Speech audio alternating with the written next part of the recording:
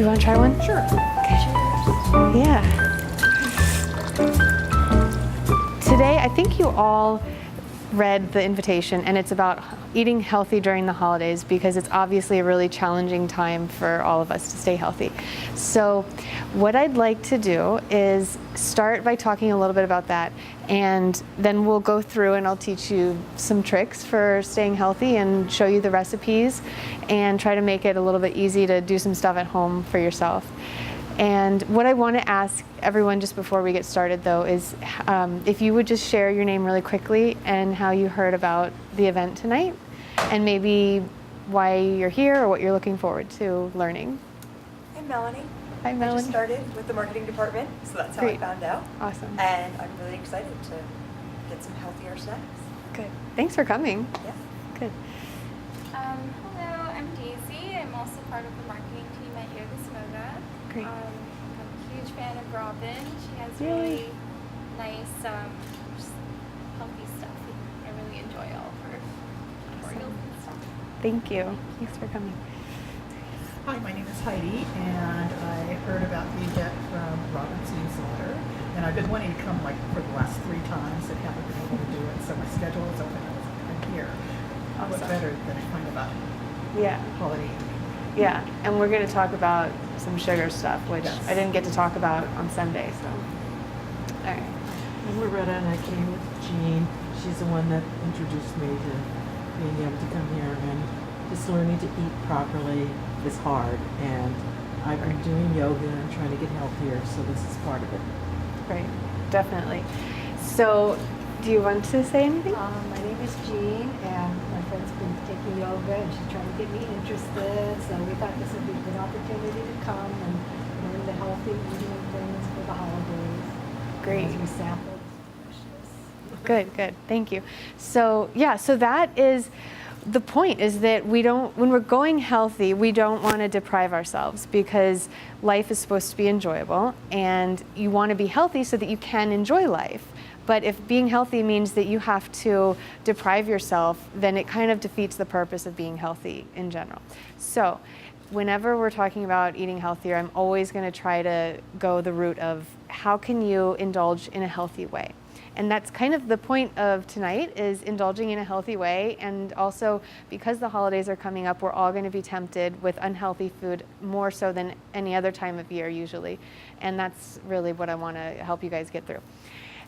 Well, the question I want to ask everyone, just to start out with, I have a few things that are important to think about when you're going through the holidays, but I wanted to just get everyone thinking about what your biggest challenges are right now with eating healthy. I know that everyone's here kind of about the food, but for example, is it really about the sugar for you, or is it about just in general you don't really know how to prep food for yourself, or is it more about your friends eat out all the time and you don't know how to order healthy off of a menu, or what is it exactly for you? That'll help me kind of tailor tonight. Since we're an intimate crowd, it'll be great to have more one-on-one really helping with what's going on with you guys. So anyone want to share? Would you want to share one? Absolutely. It's my sweet tooth.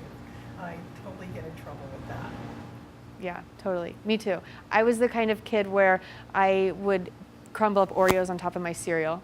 Totally embarrassing to admit, but I did that, and it was delicious. So let me tell you what my background is, so you guys understand why I'm so passionate about this. I mentioned I have autoimmune arthritis. I was diagnosed when I was going into 7th grade, and that was a change of school as well, so from elementary school to middle school. And the diagnosis process took a few months, and I missed about a third of the days of 7th grade. And luckily, my parents knew a little bit about natural options, organic, juicing, meditation, yoga. So when I was diagnosed with this juvenile rheumatoid arthritis, is what it was called at that time, and it was scary. I mean, I was put on really high doses of anti-inflammatory drugs, steroids, and chemotherapy, methotrexate. So my mom wanted me to incorporate the healthy lifestyle as well. We started juicing fruits and vegetables, and we switched to organic. and I started doing yoga, and we would meditate and have people come in and fix our electromagnetic frequency on the computers and everything. So from the beginning, that's been a part of my life, and I didn't get really passionate about the food aspect until late in high school, because my flare-ups started preventing me from accomplishing normal milestones for teenagers. And for example, I had to switch into a school that allowed me to take a lighter course load. So I got really serious about gluten-free, dairy-free, and I got more into organic and juicing and fasting occasionally, and working on my digestion and probiotic foods. So by the time I was in college, I decided to even go deeper and do elimination diets and really figure out what foods were causing me problems. And then from there, I learned more about nutrient-dense foods and superfoods, and how those can actually help your body create reserves of minerals and vitamins so that you can have more energy through those stressful periods of your life. So when I talk about healthy eating and these foods today, I come from the perspective of wanting to eliminate the foods that are inflammatory. So that's the sugar, that's the gluten and the dairy for a lot of people who are allergic, and it's also all the chemicals that are now being labeled as carcinogenic, and they're causing oxidative damage in our body that our body then has to spend energy repairing. So we want to avoid certain foods, but also we want to incorporate more of the superfoods that are dense in minerals and vitamins. So that's my approach to nutrition, and for me, it's enabled me to lower my medication. I've gotten off about 70%, and I used to be on the couch at my parents' house every day, and I wasn't, able to get up and hold a job and everything, and I was kind of just struggling a little bit with going through nutrition school. And then once I finally figured out this combination, the eliminating the foods that are causing us problems and then incorporating the nutrient-dense foods, that's when it all really came together. And I had the energy to start moving more and exercising more. And then from there, it kind of all steamrolls, and you can live a healthier life altogether. So that's generally the story that leads to where I am now and why I'm doing this. And along the way, I decided I like teaching and I like cooking, and I wanted to fuse those together. So I've been teaching cooking classes for 5 or 6 years now, and I launched the Take Back Your Health conference in DC about 5 years ago now. So recently we launched retreats, and I'm working on a book, and now I'm working on speaking more. So that's really what's going on with me, and it's amazing. I mean, it's just amazing what you can do with nutrition. That's the part of this that I'm really the most passionate about, because I see even children with autism are improving with great strides just by changing what they're eating, and mothers are seeing their kids make eye contact with them for the first time and say, "I love you," for the first time in their life. So it's really powerful stuff, and it's my passion. So back to where we were, though, with the mozzarella sticks and the marinara sauce. I started eating those vanilla milkshakes because my doctor told me that I needed to gain weight.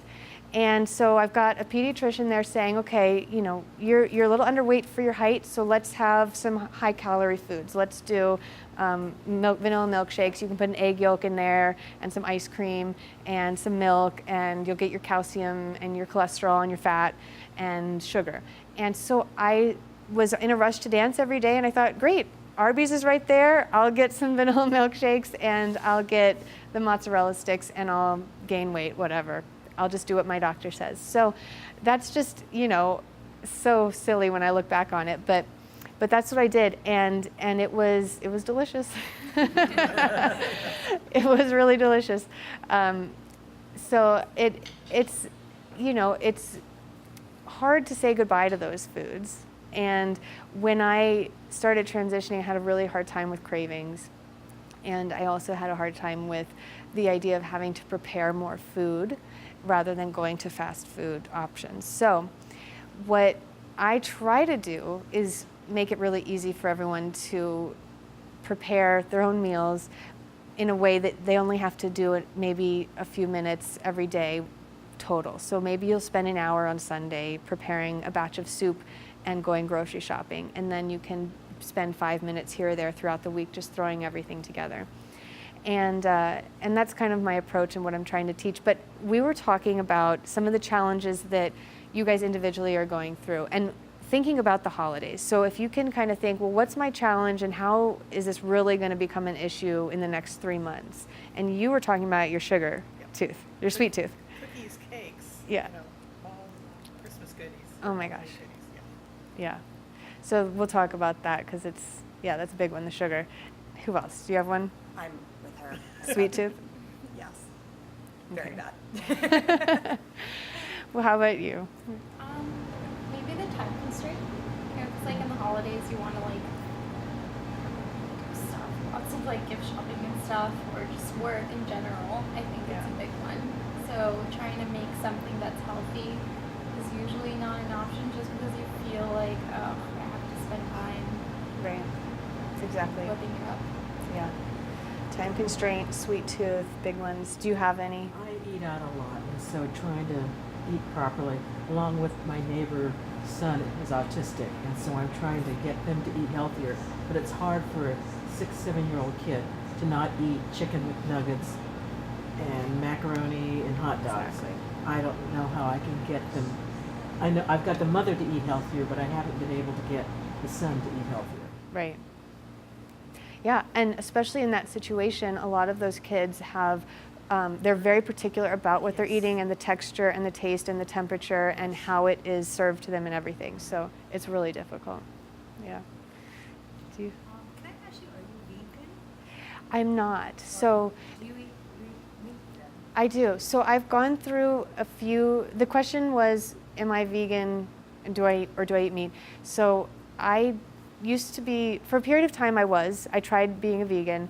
I think that vegan diets are good in certain situations and they're very therapeutic. And then animal protein is also very therapeutic in its own way for certain situations. So it's really an individual situation that you have to look at and see what that body needs and make sure that they're getting the right nutrients for their condition. So there was a period where I tried it, and now for me right now, I do have animal protein.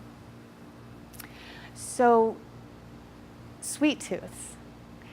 That is, I shared about my Oreo story. And I'm going to say right up front, I still eat Oreos, but I eat the gluten-free kind. And I do it like once a month. So the point that I want to bring up first is that it's about balance. And if I were to say that I could never, ever have a cookie again in my life, that's horrible. I would never want to do that to myself. So what you want to think about when you're going through the holiday season is you want to let yourself have some sweets and you want to have some fun. The trick is balancing it and moderating it so that it doesn't go overboard. Because if you do none, then you're going to binge. But if you let yourself have too much, then you're going to feel really crappy and you're not going to have any energy to be healthy the rest of the time. So if there's an event that you know is coming up and you're going to be served unhealthy options, then you might want to be a little healthier that week going into it. Or you may want to eat some healthy stuff before, some salad and some roast chicken and organic juices, green juices. And then when you go, you're not going to just binge on everything. Maybe you'll just have one small plate. So don't completely deprive yourself this holiday season. That's the first thing to remember.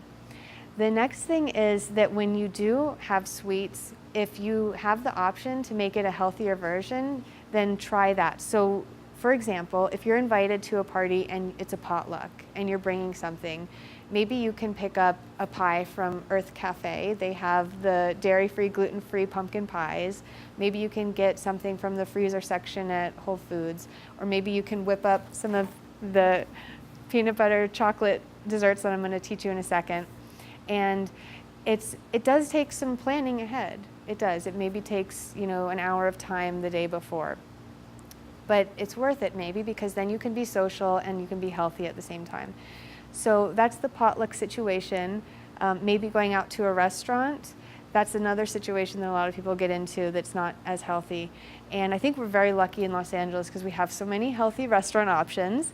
So a lot of times what I'll do is before people decide on a specific venue, maybe I'll throw out some options like, hey, do you want to eat here, here, here, or here? And then it gives them some options that I know that I can eat a healthy meal at.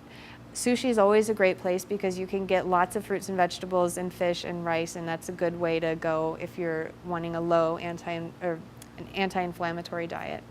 And then you can always get salads, roasted chicken, grilled chicken. You can get roasted vegetables at most restaurants, steamed vegetables on the side.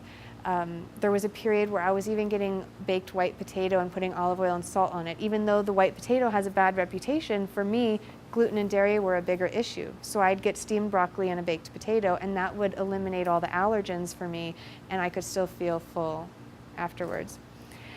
So eating out and going to potlucks, you have a little bit of room to work with there. Then if you're going to someone's home for a dinner party, it gets trickier because you can't really say, I can't eat this, this, this, or this. So for example, this is one of those examples where you would want to just be a little bit looser with yourself and not deprive yourself and not be a picky person.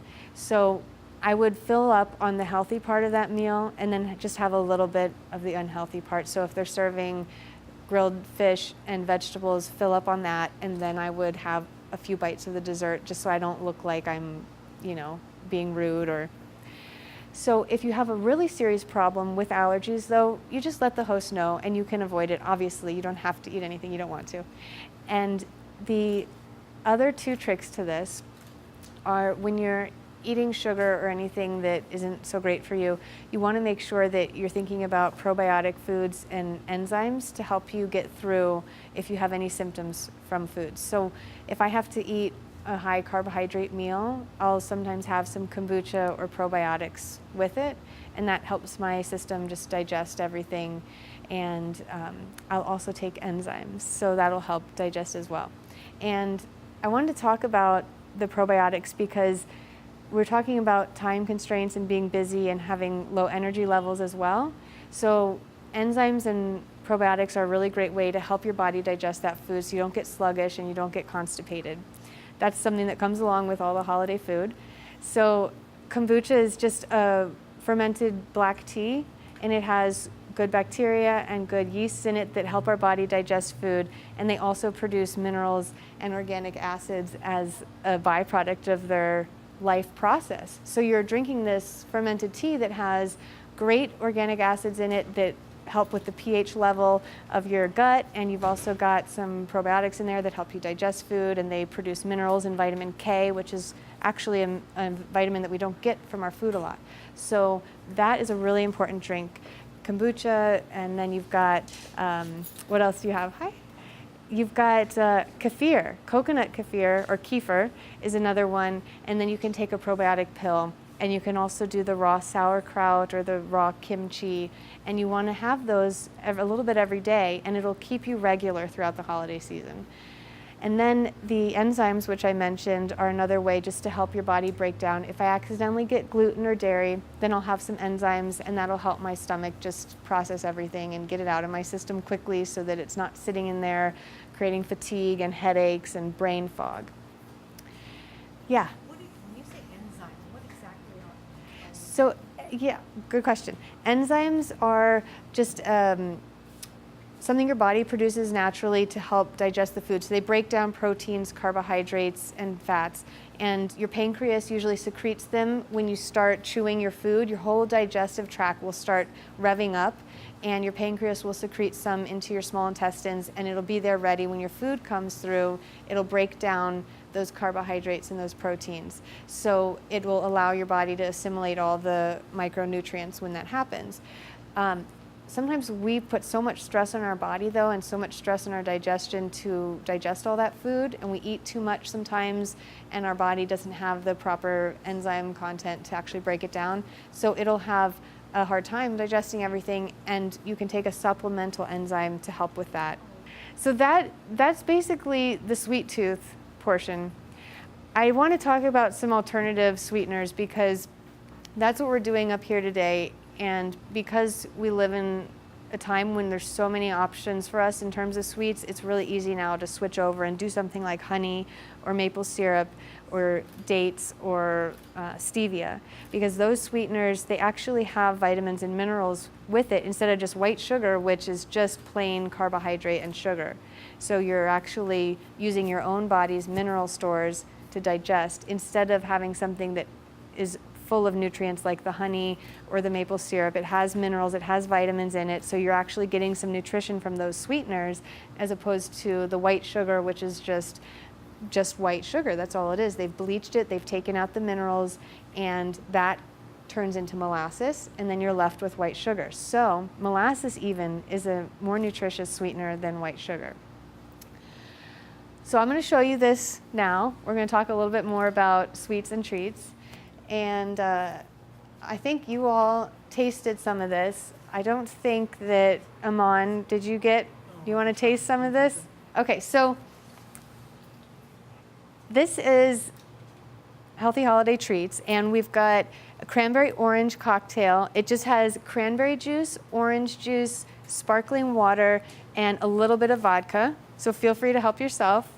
And this is the healthy version of Reese's Peanut Butter Cups. So it's just got 2 ingredients, the chocolate chips, which are free from dairy and soy and gluten. And we've also got sunflower seed butter in there for everyone who's avoiding peanut butter. No added sweeteners. There's so many ways that you can deal with a sweet tooth, and I mentioned a few, but also if you're doing things like sweet potatoes or sweet onions or beets throughout the week, you get that little bit of sweetness in your diet throughout the week that you're not having such a roaring sweet tooth later on. You can even do like a baked sweet potato with some maple syrup and cinnamon drizzled on it, or baked sweet potato with a little bit of coconut oil and cinnamon on it if you want to avoid the maple syrup. And then you get the flavor of sweetness, and you're not totally obsessed over this like chocolate thing at the end of the day. But I will say that if you do like a sweet thing before you go to bed, dark chocolate and a date or some dried fruit is probably going to be the best way to go just on a daily basis to get that sweet stuff in. And then save the more extravagant stuff like the cakes for the parties or the weekends or the special events.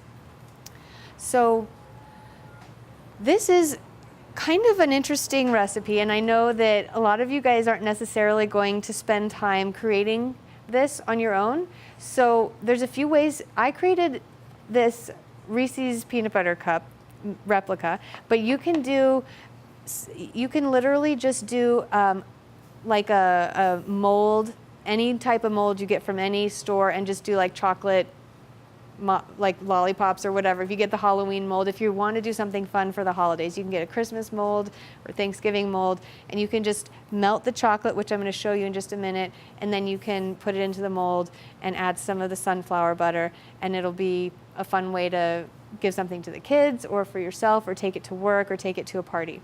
This is made in a cupcake tin, so I'm going to show you how to do this exact recipe with just these 2 ingredients, sunflower seed butter and chocolate chips.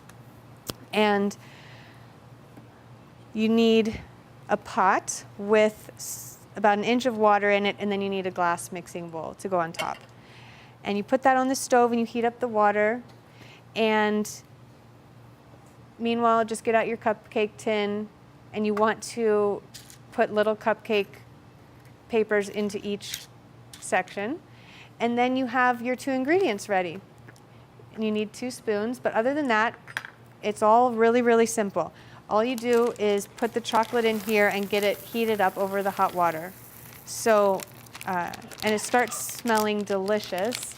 So you're just melting the chocolate, and you want to just stir it as it goes so that it doesn't stick or burn.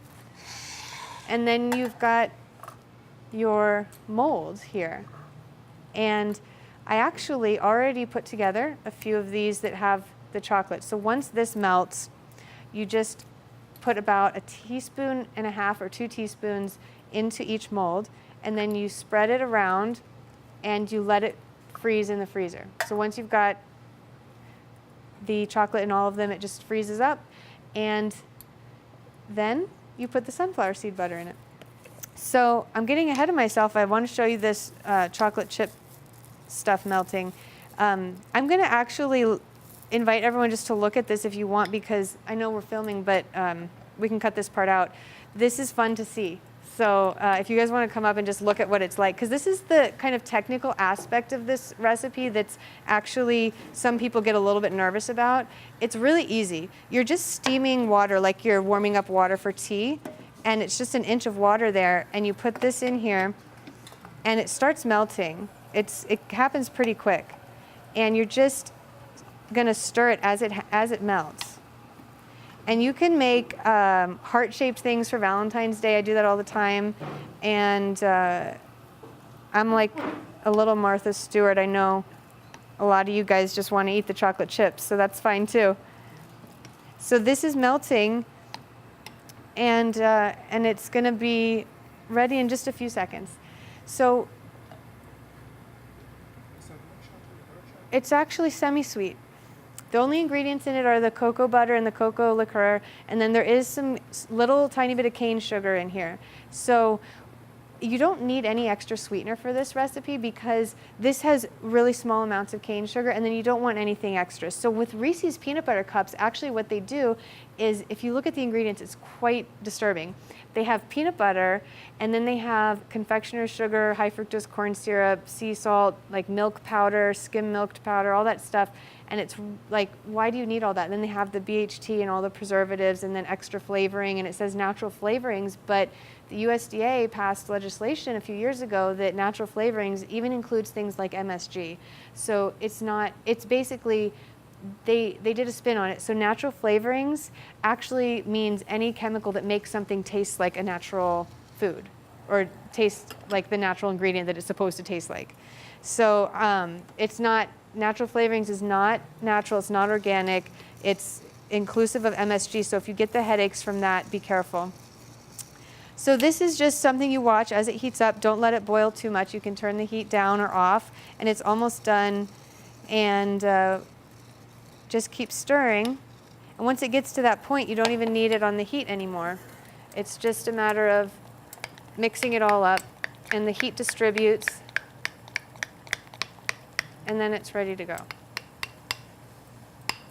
And then the other thing about the Reese's peanut butter cups is that the chocolate, so I was just telling you about the peanut butter inside, but the chocolate has, again, it has the high fructose corn syrup to sweeten it.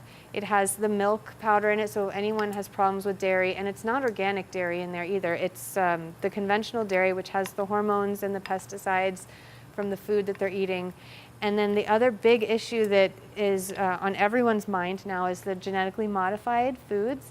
And that's a big thing with these candies because of the high fructose corn syrup. Corn is a genetically modified crop now, and you've also got soy, which is genetically modified. So what that means is that the plant is, the DNA is tweaked so that the plant becomes strong enough to withstand pesticides, that the same company that changes the genes makes the pesticide too. So it's a money-making machine where they want to sell these seeds to the farmers, and they want to make sure that they're buying the pesticides that go along with it.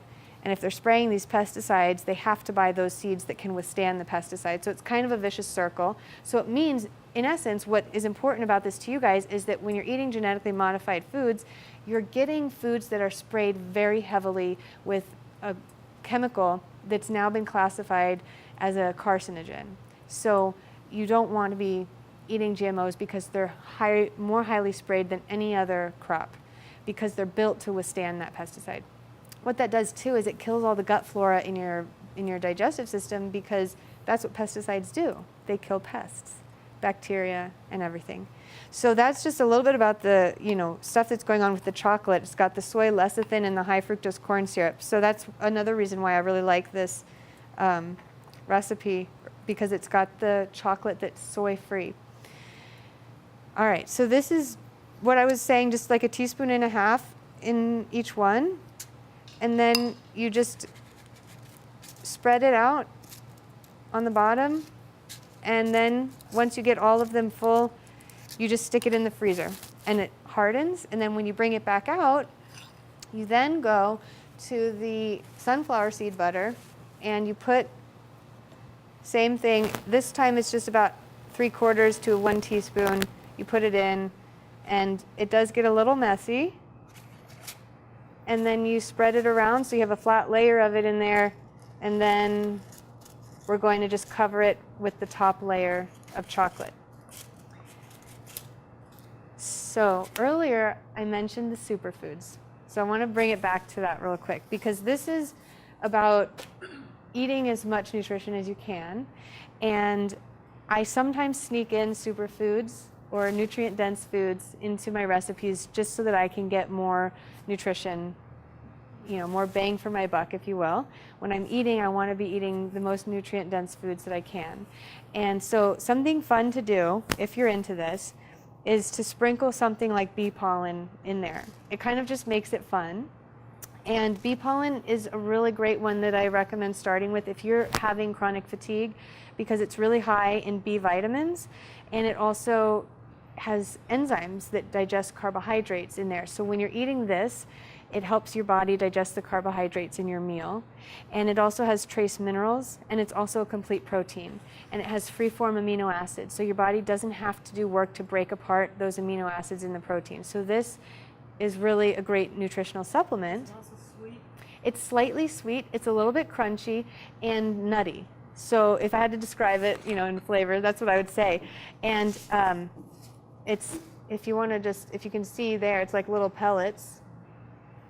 And I'm going to just show you what I would do with it. I got the sunflower seed butter laid out in there. And then I'm just going to put another teaspoon right in there. So I just put the second layer of chocolate on top of the Reese's peanut butter cups. And I've got this bee pollen here. So it's just a fun way to add, again, trace minerals, vitamins, B vitamins, protein, enzymes. I'm just sprinkling it on top. You've seen this done a lot with chocolates or truffles. You just put something fun and decorative on top. So I'm just doing that here, same way you would with a truffle, like with sea salt sprinkled on top or something. So then when you have it, it's kind of fun and it freezes up. So it would be like, when it comes out, it would be just like having some bee pollen on top of these like that. If you have like seasonal allergies to pollen, is that a problem? Well, this is actually something I didn't even bring up, which is a good question. So this, what acupuncturists and dietitians are saying is that you've got bee pollen, which is actually, it's pollen from a flower, right? This is pollen that bees have collected from flowers.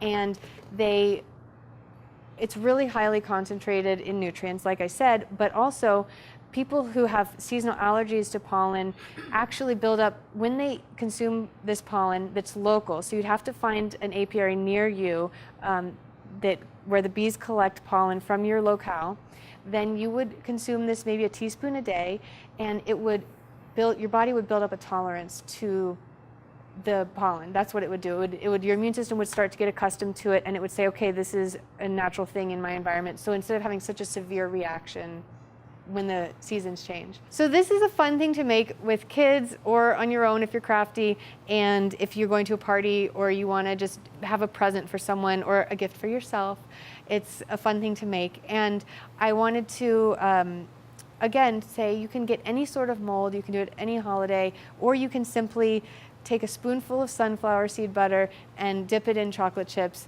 and eat it by yourself on a Sunday night.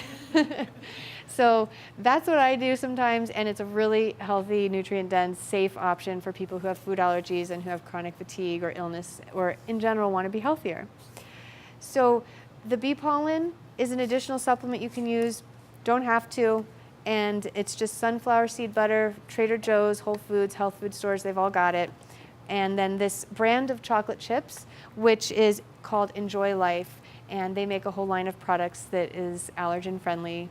There are other kinds of nut or seed butters you can use. You don't have to use sunflower seed butter, and it's just an option that I like to use because it's nut free.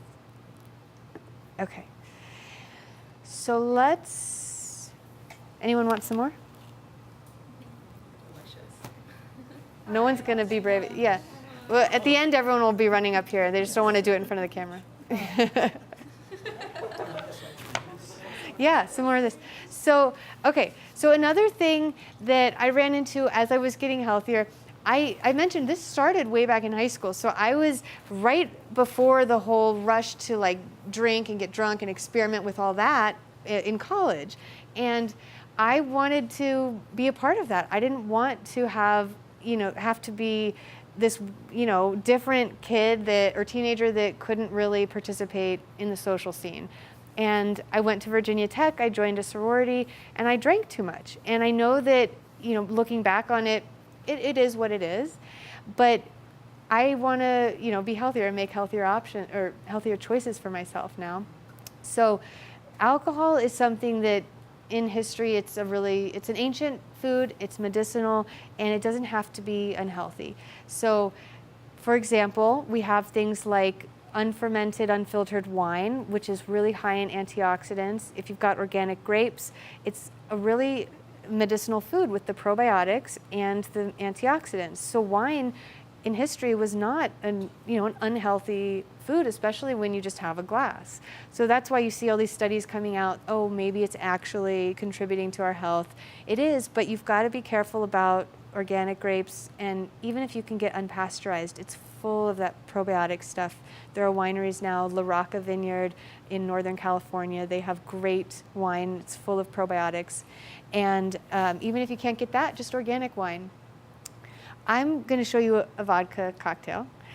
Vodka is my liquor of choice when I do have to drink because it is the one that has the least other chemicals, or I won't say chemicals, some chemicals are natural. So like in the fermentation process, different acids and different byproducts will come out of that process. And so the end result has different components that affect our bodies differently. So tequila will affect you differently than vodka, than gin. And most people have the least hangover or response to vodka or gin. It's clear, it doesn't have many of the actual products or chemicals that go into making tequila, and brandy and rum. They all have lots of added sugar and coloring actually to make it all the same color. So wine does that too. That's why I recommend wine. They add sugar, they add coloring, they add stuff to make every bottle look the same. So vodka and gin tend to be the most pure. You can also get organic vodka online if you really want to get into it. But this is just regular vodka from the store. I didn't do anything special, and I'm pairing it with antioxidant-rich organic fruit juices. So it's a little bit hydrating, and it's not going to put all these chemicals into your body that are going to cause you a huge hangover in the morning. It's really simple to make, and you're just pouring the fruit with the sparkling water with the alcohol. And it can be a breakfast drink like a mimosa, or it can be a evening drink with friends. So I made up a batch up there, and it's got vodka and the fruit juices. It's got orange juice, and it's got cranberry and pomegranate juice that are organic. The organic option is important because of the pesticides that are sprayed on fruit. And then the orange juice, I'll tell you about that. I chose fresh squeezed orange juice because the Tropicana and all that, same thing as with the wine and the brandy. They add coloring to it and they add flavoring so that every bottle turns out the same. So you want to get the organic fruit juices and you want to get citrus juice that's freshly squeezed, just because you don't want all that extra stuff in your body. It's not necessary, it's not good for you. So I used fresh squeezed orange juice, sparkling water, and organic pomegranate juice. And then I put a little bit of vodka. So that's what's in this bottle over here. I wanted to show you a kombucha cocktail. If you want to do more of a low alcohol and probiotic rich cocktail, you can choose to do kombucha, which is very, very small amount of alcohol. If you drank the whole thing really fast, you'd get a buzz if you had an empty stomach, but for the most part, you're not going to feel it, especially if it's mixed with water and fruit juice. So this is the same idea. You're just going to pour everything together over ice. This kombucha also takes care of the sparkling aspect of it, so I don't need to add so much sparkling water. What's in kombucha is black tea and a sweetener, and they brew the black tea, add the sweetener, and then they'll add a culture or a starter, which is, it's a similar concept to yogurt. So they have the dairy and then they add the bacteria culture, and it'll ferment and turn into a sour yogurt. So with kombucha, it's black tea, and then they do the same thing. They add the culture, and it sits there for about 2 or 3 weeks, sometimes 4, and it turns into a probiotic-rich beverage. It's ancient. It was developed in Asia. They've used it in China for centuries.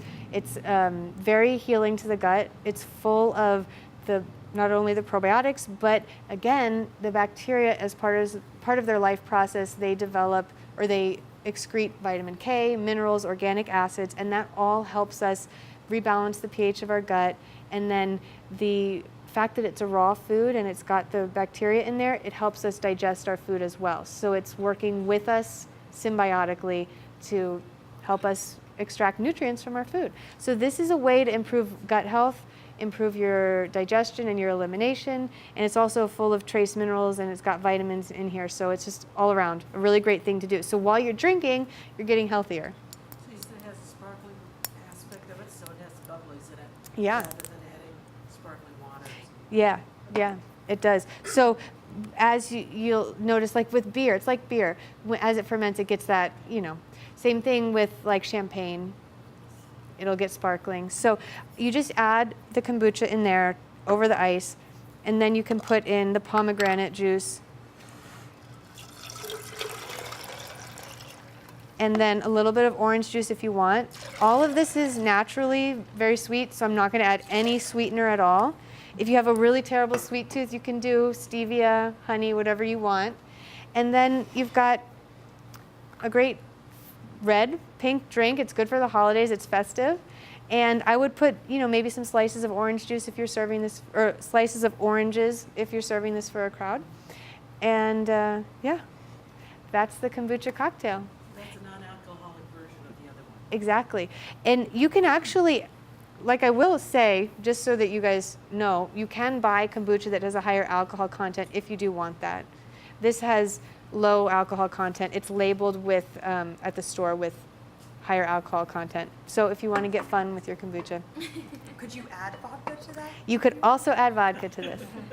Yes. So So instead of making yourself sicker from drinking, the goal is to hopefully make yourself healthier. So you can mix like organic green juices and make cocktails with those. You can do the kombucha cocktails. You can do the organic wine, like I mentioned, and just make it about having fun but also being healthy at the same time. So I want to give you guys a taste of this if you would like. Okay.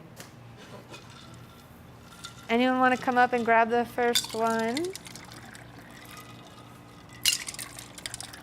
How many people haven't tried kombucha yet? I have never tried kombucha. Okay.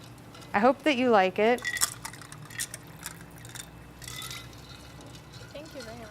Uh-huh.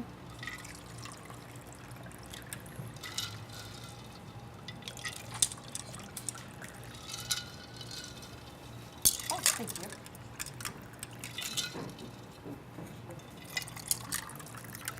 So a good amount of kombucha to have every day would probably be a few ounces. It comes in the large bottle, and so it makes you think, drink the whole thing.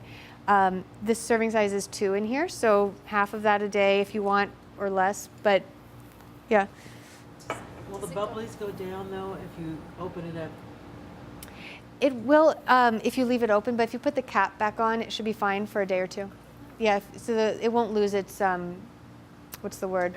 Effervescence. It won't lose it as long as you keep the cap on, keep it in the fridge, and it's good to have a little bit with every meal because it helps you digest the food. So it's something that you could buy this and spread it out over the course of 3 or 4 days and have an ounce or 2 with every meal. It's also very hydrating. It quenches your thirst, and so if you're feeling a little bit tired in the afternoon, have a glass of kombucha and a glass of water and see how you feel, and do some stretching and just maybe walk outside for a minute, and then maybe you won't have to do the whole coffee sugar thing in the evening or the afternoon. Did you buy this at liquor store, Whole Foods, or Whole Foods, grocery stores, most grocery stores, even Ralph's, they should have it there. I Yeah. don't know, I've never looked for it, so I. Yeah, it's getting really big. It's in all the freezer or refrigerator sections where they keep all the iced tea and everything. Is there any way you can make it yourself? Yes, you can make kombucha yourself, and it is a little bit tricky. It's something you're gonna want to definitely be like, you want to be into it. You don't want to be just doing it because you're gonna try it out and not really remember about it. You have to first get a starter, the culture starter, and then you have to brew the tea and put it in set it up and watch it for 2-3 weeks and make sure. Yeah. Does anyone want me to go through that though? I could tell you guys. It's fun. I've tried it before. Yeah. So to make a starter, what I do is I buy one of these, I drink it down until it's about 2 inches left, and then I put the cap back on, and I put it on the shelf, and I let it. You want it out, yeah, because the refrigerated, it'll slow the process, the bacteria life process. So it'll like put pause on time, and so they won't develop and create that colony of yeast and bacteria. So you put it up on the shelf, and in 2-3 weeks you get this really thick pancake type thing that it's just sitting there floating on top of the liquid, and yeah. So this is actually really cool. I'm glad that we're talking about this because I talked about your gut and the probiotics and the good gut flora. What they do in there actually is they create this colony that is not just the bacteria, but it's made up of this, it's kind of like, I mean, it's mucousy. It sounds gross to say that, but it's like this gelatinous colony of bacteria in there, and it's real. I'm like, it's gross, but it's real, and that's what protects our digestive system and creates a barrier so the food doesn't hit our digestive walls. It's fully digested, and our bloodstream can just suck up all the free amino acids and all of the vitamins and minerals that have been digested and are then ready to be absorbed. So it's a really important part of digestion, and that's why I was bringing that up, is because you'll see that happen here when you're creating the kombucha. They call it a SCOBY. It's a starter culture, and it's a thick pancake-like culture of yeast and bacteria, and it's a really healthy thing that we have going on in our gut as well, and it's protective for our health, our immune system, and our digestion. So you take that starter and you put it into your brewed black tea that has cooled off, and you've got it in a glass bowl or something, and you've added a little bit of the organic sugar. It's all mixed in, and you put the starter right on top, and you put it up on the counter, cover it with a towel, let some air get into it still, just a tea cloth, and you let it sit for 2 to 3 weeks. And the end result is kombucha, and you take the starter off. It's grown at this point, and you pour the liquid into the container that you're going to keep it in and put it in the fridge. So this, is something that we've gotten away from, how our food is processed, and it makes a lot of us squeam. If we went into a slaughterhouse, I mean, what I'm describing about kombucha is nothing compared to what goes on behind the scenes in food manufacturing. And it's something that if we want to be healthy, we just have to know a little bit more about, and we have to be comfortable with what's going on with our food. And the same things going on with yogurt, same things going on with kefir, same things going on with sauerkraut, same process. It's just the life process of bacteria and yeast, but they're symbiotic with our body. They help our body thrive. But the fermentation does have some alcohol in it, so Yes. it's not a non-alcoholic drink. Mm-hmm.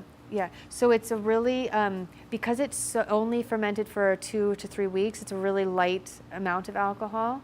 You can let it go further, and that's when you get the higher alcohol content. So now that a lot of companies are making the low alcohol and then the higher alcohol content. So this is the version that's really low, and it's got a small trace amount of alcohol. Yeah. Yeah, there's like guava, strawberry, grape, spirulina greens, a mango, ginger. Yeah. Yeah. You want to look at it? Yeah, but probiotics are so helpful, especially with the holiday season. So I think it's a really important thing. I'm glad we talked about it. It just helps you digest and get through all of the, crazy food that you might be eating and move it out of your system as quickly as possible. I have a question. So, like for cancer patients, they say that a lot of sugar intake is really bad because it kind of like feeds the cancer cells in general. So I was wondering, would that be something that's okay for like a cancer patient, or would you like supplement the sweet chocolate with maybe dark chocolate?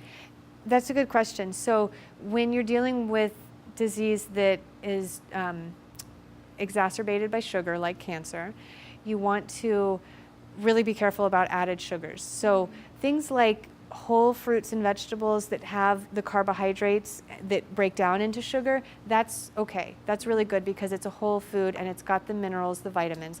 But when you're talking about things that have added sugar, so you want to be careful, like obviously corn syrup, cane sugar, all of that.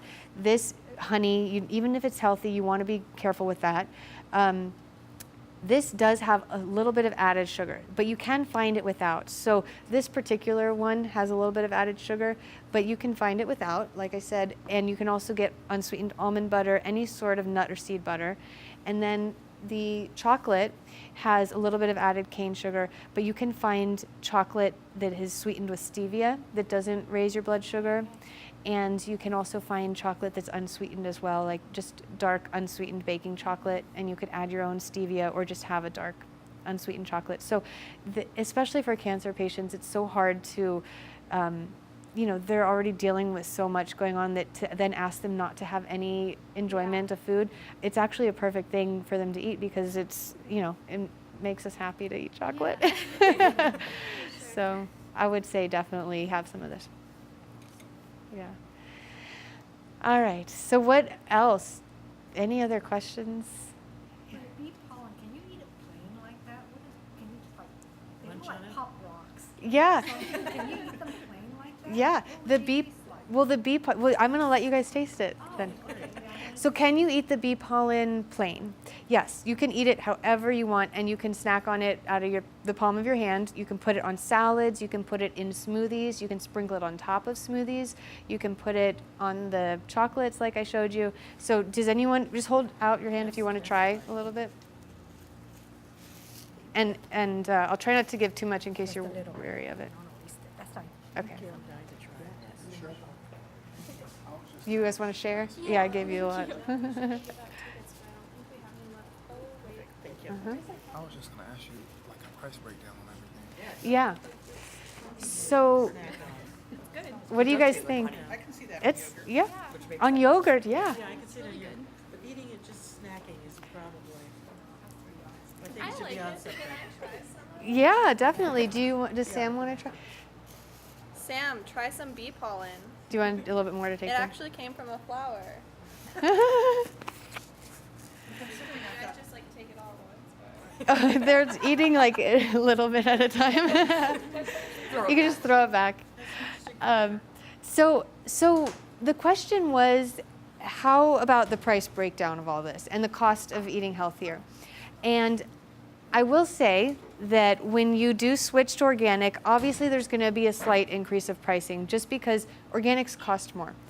So that's one thing that you just have to decide if that's what you want to move towards, and then you have to say, okay, maybe I need to buy one less dress every month or whatever you need to do to make that a possibility for you if that's important to buy organic.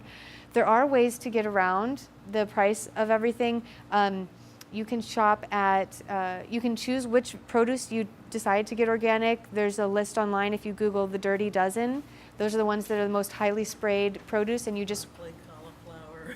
yeah, you want to make sure that those are the ones you buy organic, and then the others might be okay conventional if you're budgeting. Then you can go to places like, I want to say Trader Joe's is one of the most affordable health food stores there is. I can find almost everything I need there. And it's Whole Foods, on average, I've done a lot of research because a lot of people who have chronic illness have budget problems. They've got a lot of health insurance costs. So Whole Foods on average is about $5 per item when you get up to the cash register.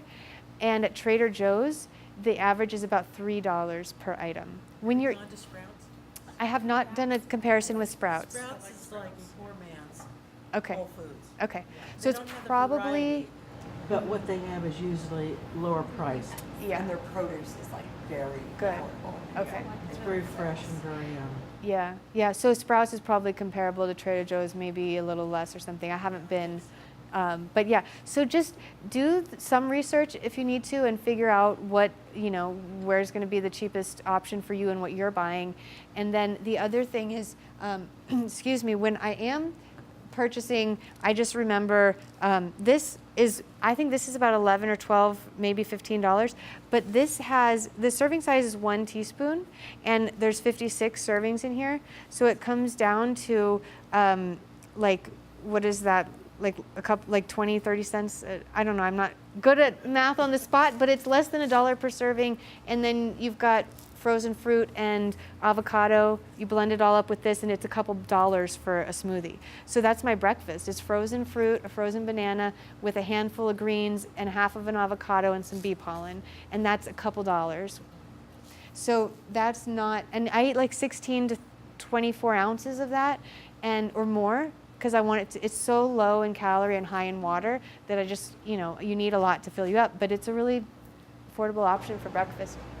How about the bee pollen that comes in capsules? Would it have the same effect? Yeah, it's the capsule has an added component of it might be made from something that is just extra waste that your body doesn't need. So it's just it might have like they have to do a little bit of bleaching and chemical process to get it into that capsule format. Sometimes it's gelatin and sometimes it's vegetable cellulose. So if you can just have it plain, it's always better just to have fewer. I think it really tastes good if they're toasted. So yeah, for dark chocolate, when you're looking at the store, I would just try to get the ones with the fewest ingredients. Dark chocolate, low sweet, low sugar.